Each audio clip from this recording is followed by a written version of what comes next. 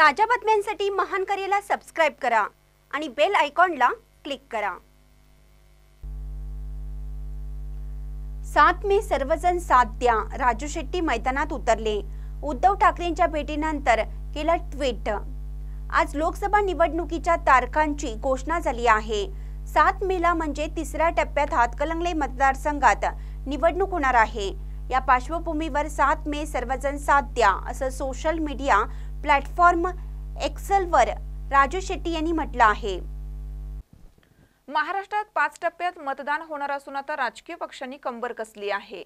हातकणंगले लोकसभा मतदारसंघात 2019च्या निवडणुकीत शिवसेना उद्धव ठाकरेंसोबत असलेले धैर्यशील माने विजयी झाले होते।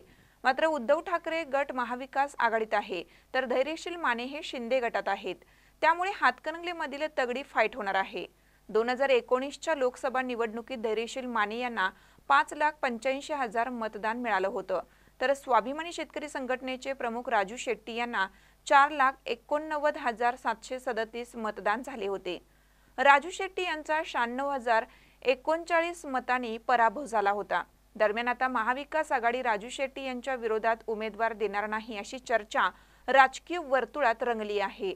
राजू शेट्टी यांनी 2 वेळा उद्धव ठाकरे यांची मातोश्री या निवासस्थानी भेट घेतली। आज शनिवार देखील त्यांनी उद्धव ठाकरे यांची भेट घेतली। या भेटीनंतर राजू शेट्टी यांनी मैदानात उतरणार असल्याचे संकेत दिले आहेत।